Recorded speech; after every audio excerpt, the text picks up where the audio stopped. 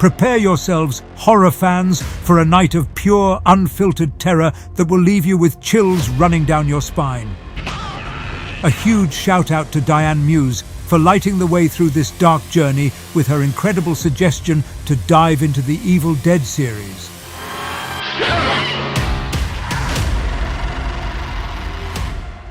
From chainsaws and shotguns to demons rising from the grave, the Evil Dead series isn't just a horror franchise, it's a legendary blood-soaked thrill ride. Believe us, once you're sucked in, there's no escaping the terror.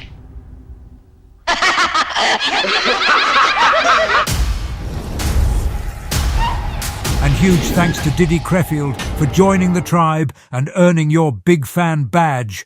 Welcome to Silent Hour's family. With that all said, strap in, hit that like button, and smash that subscribe. It's time for a ride you won't want to miss. Evil Dead, 1981. Imagine this. 5 college friends on spring break, ready for an adventure in the Tennessee woods. Sounds like fun, right? That's exactly how it starts in The Evil Dead. A seemingly innocent getaway with Ash Williams, his girlfriend Linda, his sister Cheryl, and their friends Scotty and Shelley. They set out for a remote cabin, craving a little peace and quiet. But what they find lurking in the shadows, it's anything but peaceful. From the get-go, things feel off. They almost crash into another driver on their way, and then the bridge leading to the cabin practically collapses beneath them. A bad omen? Maybe. But they press on. After all, it's just a little old cabin in the woods. What could go wrong?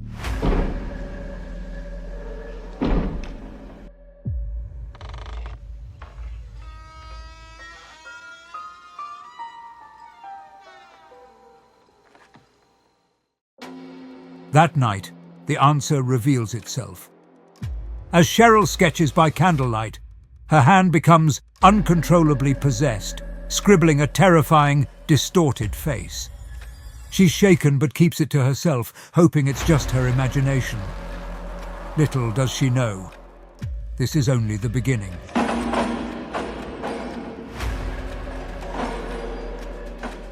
During dinner, the trap door to the cellar bursts open, as if inviting them into its dark depths.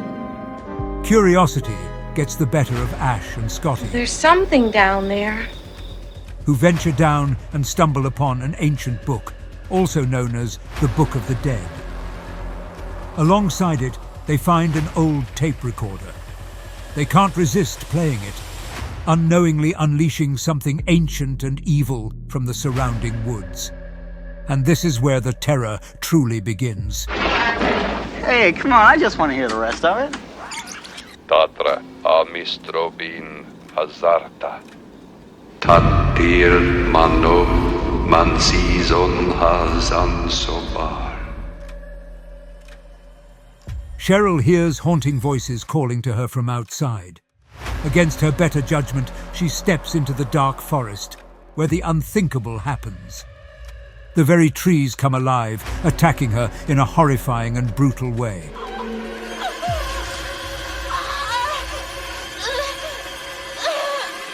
She manages to escape back to the cabin, desperate to warn the others. But her story sounds too bizarre to believe. Ash promises to take her to safety, only for them to discover the bridge is gone. The cabin is no longer a retreat, it's a trap. As the group tries to regroup, Cheryl becomes the first victim of possession. Her voice changes, her eyes turn demonic, and she makes a chilling declaration. Then she attacks, stabbing Linda in the ankle with a pencil. Scotty manages to lock her in the cellar, but the cabin's nightmare is far from over. One by one, the others fall under the evil's influence.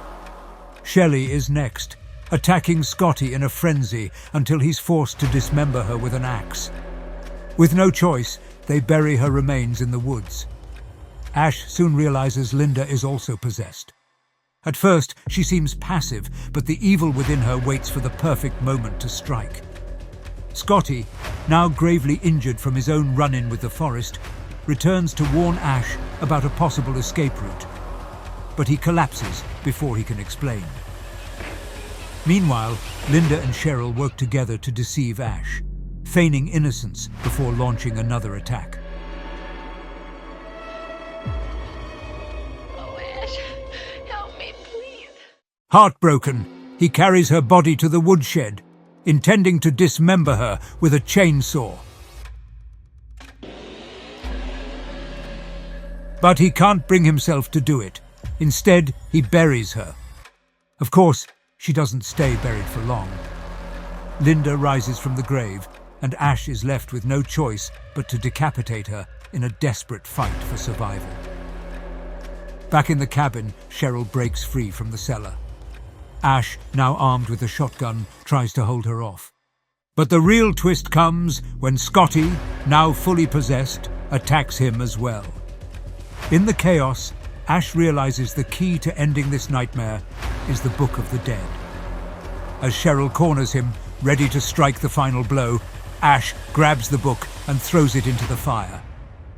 As it burns, Cheryl and Scotty's demonic forms begin to fall apart.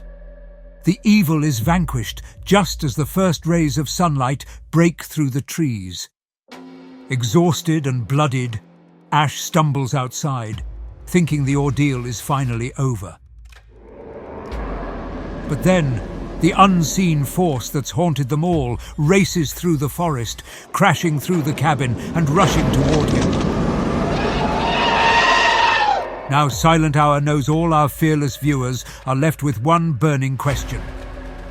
What happened to Ash? That's exactly what we're diving into with Evil Dead 2, so hold on tight. But before we jump in, we've got something special just for you. Save $70 and get a free bottle of Heal and Soothe. Here's their ad to show you why this is a deal you don't want to miss.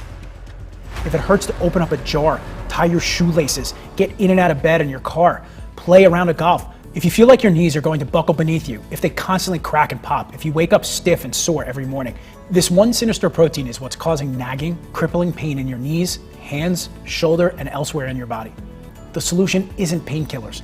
Hi, my name is Dr. Brian Paris. I'm a doctor of chiropractic and pain relief specialist, as well as a member of the Medical Advisory Board for the Healthy Back Institute. A 2018 research study published in the Journal of American Medical Association confirms it's better than morphine or OxyContin for chronic pain, yet safer than aspirin. We call it Heal and Soothe. And today, I'd like to send you a free bottle. People like Dr. Mike Jones, who said, as a scientist, I was somewhat skeptical, but 5 days later, the pain was gone and hasn't come back. Or Dan Monahan, who realized that after just 2 days, the pain and inflammation in his leg were almost gone. Or mother of 4, Kay Whitlock, who stopped using her prescription pain meds because she's getting lasting pain relief from Heal and Soothe. My offer to give you a free bottle of Heal and Soothe is valid today only. After that, it's gone. To reserve your bottle, simply tell us where to send it and click the Get Your Free Bottle button below. Welcome back, fearless viewers of Silent Hour.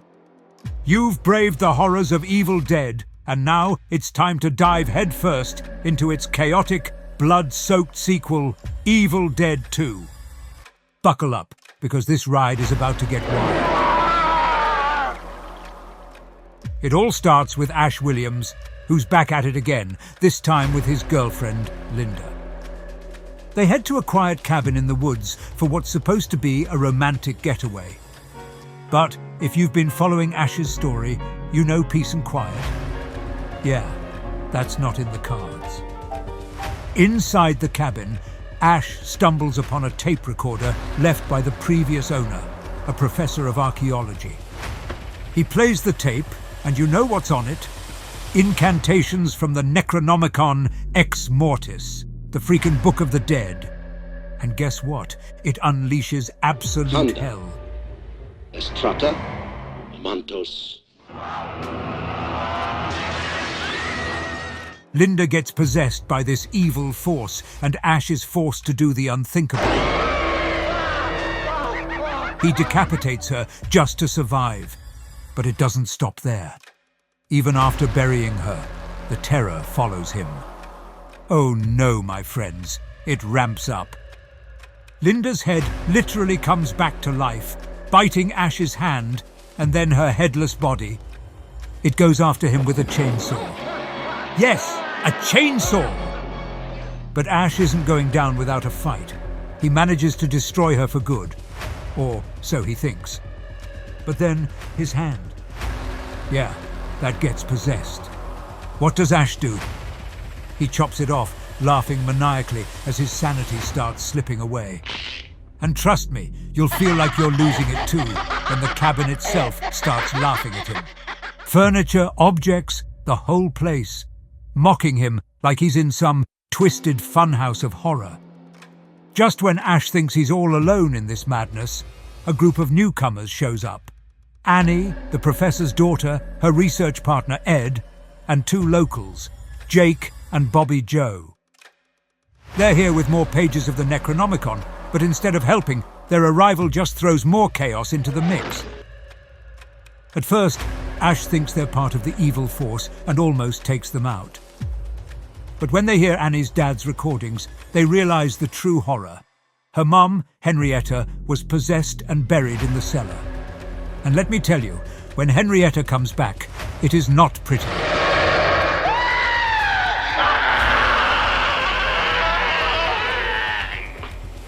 What was that? People start dropping one by one. Ed, possessed and hacked to pieces. Bobby Joe, dragged to her death by demonic trees. Jake, oh man, let's just say the cellar doesn't do him any favors. But Ash isn't done fighting. Oh no. He gears up, attaching a chainsaw to his severed arm stump in one of the most iconic moments in horror history. Groovy.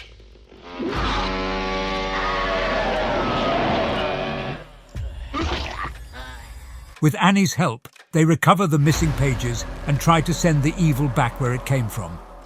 But this is Evil Dead, folks. Things don't go as planned. Annie's spell works, but it opens a portal that sucks everything in. The evil force, the cabin, the woods, and Ash himself. Now here's the kicker. Ash wakes up in the freaking Middle Ages, surrounded by knights who think he's a Deadite. But when a real Deadite shows up, Ash whips out his shotgun, blasts it to pieces, and the knights, they hail him as their savior. And Ash? He's just standing there, screaming, "No!" So now, we're left wondering, what's next for Ash? How does a chainsaw-wielding, demon-slaying guy like him survive in a world of swords and sorcery? That's a story for Army of Darkness. Army of Darkness, 1992. We pick up right where Evil Dead 2 left off. Ash, our shotgun-toting, chainsaw-wielding hero, is sucked into a time vortex with his trusty Oldsmobile and lands smack dab in AD 1300. How does he figure that out? "As near as I can figure," he says. Classic Ash. But hold on. Remember how Ash was hailed as a hero at the end of Evil Dead 2? Forget that. In Army of Darkness, he's mistaken for an enemy soldier and hauled off as a prisoner by English knights at war with Duke Henry's Scottish forces. Talk about a downgrade! Ash is enslaved, stripped of his gun and chainsaw, and dragged to the castle. Meanwhile, a priest whispers of a prophecy, a strange one, destined to save humanity from the Deadites. Spoiler, it's Ash. But first, he's tossed into a pit to face a Deadite. And let me tell you, our man delivers. He fights his way out, retrieves his weapons, and earns the respect of the kingdom by terrifying them with his iconic boomstick. This is my boomstick! A Remington double-barreled shotgun never looked so good. The only way home? Retrieve the Necronomicon, which holds the spell to send him back and stop the Deadites. But of course, there's a catch. Ash has to recite a phrase, Klaatu Barada Nikto, when he takes the book. Simple enough, right? Before embarking on this quest, Ash finds himself swept up in a medieval romance with the lovely Sheila. But romance has to wait. Give me some sugar, baby. Ash heads into the haunted forest, where the Kandarian demon stalks him in a high-speed, chaotic chase that'll leave you holding your breath. Seeking refuge in a windmill, Ash smashes into a mirror, unleashing tiny versions of himself. These little terrors tie him up, mock him, and even dive down his throat. Yeah, you heard that right.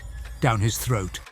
What follows is pure insanity as Ash battles to purge an evil Ash that literally splits off from his body.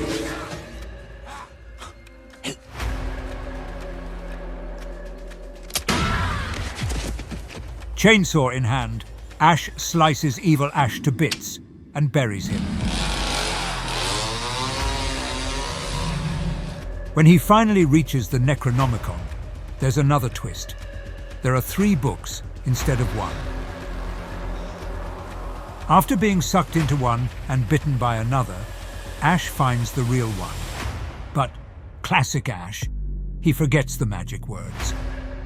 In a not-so-slick move, he mumbles through the last word, unleashing chaos yet again. The Deadites rise, and evil Ash returns, now leading an army of skeletons, the army of darkness. Back at the castle, Ash initially wants to wash his hands of the whole mess. But when Sheila is captured by the Deadites, his hero instincts kick in. Rallying the humans, he uses his modern-day knowledge, a chemistry textbook, and the tools from his Oldsmobile to prepare for battle. And what a battle it is. Ash faces off against evil Ash in a climactic showdown, saving Sheila and leading the humans to victory. But his story doesn't end in the Middle Ages. With the Necronomicon's power, Ash is sent back to his own time. So, fearless viewers, what do you think? Does Ash deserve his title as the ultimate Deadite Slayer? Drop your thoughts in the comments below. We're dying to know. And stay tuned. Part 2 is coming soon. No! I slept too long! And of course, we have to thank the amazing Diane Muse for suggesting we take on the Evil Dead series. Diane, you're the reason this Deadite journey has been so epic. You truly are a Silent Hour legend. To all our fearless viewers, drop your takeaways, thoughts, or any details Silent Hour might have missed in the comments below. The comment with the most likes will earn the title of the fearless soul of this episode from our icebreaker community, Silent Hour. And don't forget to follow us on our other platforms. We're on Rumble, where we upload our videos when YouTube flags them, giving you access to more disturbing content. Check us out on Instagram for exclusive trailers before they hit YouTube.